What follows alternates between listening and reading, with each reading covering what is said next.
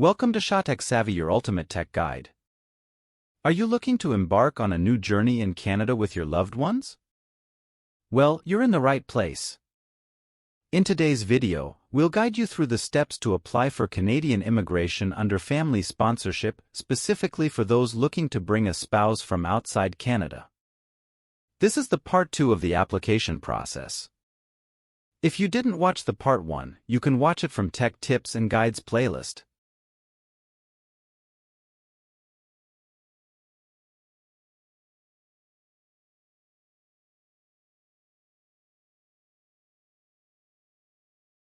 Right-click on Sponsorship Evaluation and Relationship Questionnaire, IMM 5532. Click on Save Link as a dialog will open and ask you to save it on your computer. Save it and then open the folder where you copied it and right-click on File and click on Open with Adobe Acrobat. The file will open as a PDF format. Fill it out like this. This form must be filled out and signed by the sponsor, the principal applicant. Personal information about sponsor and applicant. Part A: Sponsorship Evaluation and Information about the sponsor. Question 1. Sponsor's employment history. Starting with your current employer, give details of all employers you have worked for over the past 5 years. Make sure there are no gaps in time. If you were unemployed, explain how you supported yourself. If you were self-employed, write the name of your business and the date it was established. For your monthly salary or income, write the gross amount before taxes. Question 2. Other sponsorships. Complete the table by writing the names and dates of birth for anyone you have sponsored or co-signed to sponsor in the past. Question 5. Address history. Addresses should be written out in full without using any abbreviations. Use the apartment or unit number if applicable. Example: 999 Family Street, Unit Number 3, Ottawa, Ontario, Canada, K3J9T5.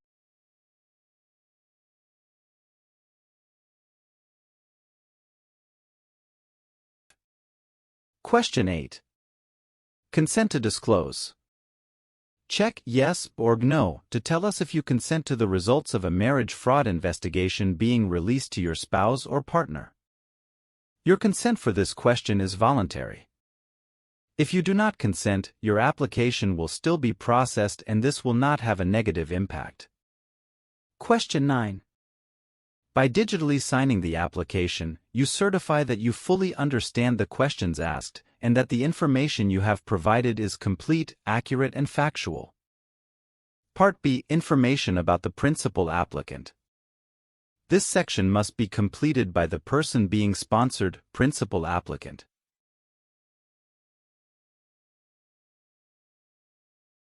Question 4. Consent to disclose. Check yes or no to indicate if you consent to the results of a marriage fraud investigation being released to your sponsor. Consent provided for this question is voluntary. If consent is not provided, your application will still be processed and this will not have a negative impact. Question 5. Read the declaration statement carefully before signing. By digitally signing the application, you certify that you fully understand the questions asked and that the information you have provided is complete, accurate, and factual. Part C: Information about relationship. This section should be filled out by the sponsor and principal applicant, person being sponsored.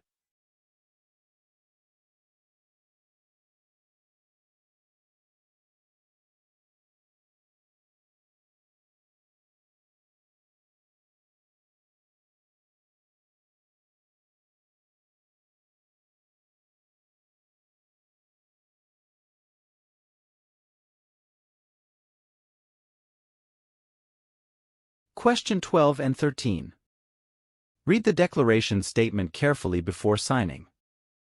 By digitally signing the application, you certify that you fully understand the questions asked and that the information you have provided is complete, accurate, and factual. Question 14.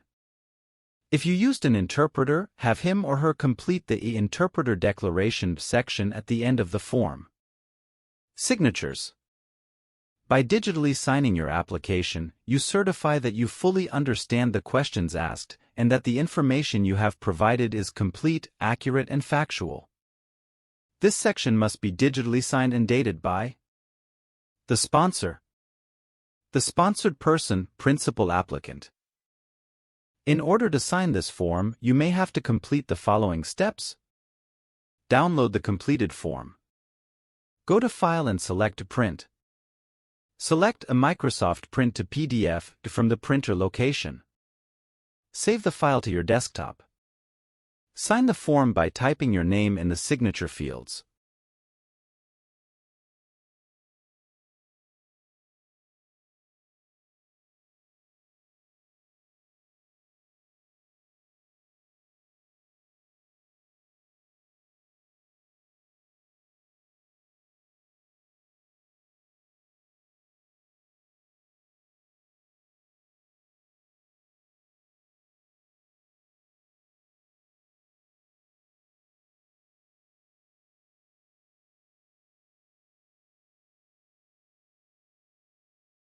The principal applicant must fill out these digital forms online.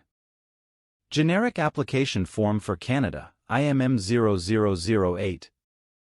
Schedule A Background/Declaration, IMM 5669. You must fill out this form for yourself and on behalf of any family members who are 18 or older. Additional family information, IMM 5406. Supplementary information, your travels, IMM 5562, if it applies. Pakistan, additional forms for residents. Supplementary information, your travels, IMM 5562, digital form. The principal applicant and all family members included in the application who are 18 years old or older must complete this form. Authorization to disclose information, IMM 5536. Anyone included in the application who is a Pakistani national and is over 18 years old must complete this form. Click on Authorization to disclose information, IMM 5536. You will get this form. Fill it out like this. Pakistan, instructions for documents. Identity and civil status documents issued by Pakistan. Documents must show the name of the applicant, be endorsed by the government office in charge of issuing these documents in the district where the event took place. For marriages that took place in Pakistan, you must submit a copy of the nikahnaama. The nikahnaama must include the nikah registry seal to show the marriage has been properly registered by the Union Council or the proper government office where the marriage took place. You can include the marriage certificate issued by the National Database and Registration Authority, NADRA, but it is not enough on its own to show the marriage is valid. If you were married according to the rights, customs, or traditions of this country, submit photos of the principal applicant and the sponsor with relatives and friends. Photos should include photos of the wedding ceremony, signing the contract or a nikah, customary celebrations held afterwards, the wedding reception or the rukhsati, the principal applicant and the sponsor together on other occasions, either before or after the wedding. All photographs must be clearly labeled in English or French with the names of the people in the photo, date the photo was taken, occasion or event displayed in the photo. That's it for this part. We will show you the rest of process in part 3. We hope this video guide simplifies your Canadian immigration journey. Don't forget to like, share, and subscribe for more insightful tech tips and guides. If you have any questions or experiences to share, drop them in the comments below.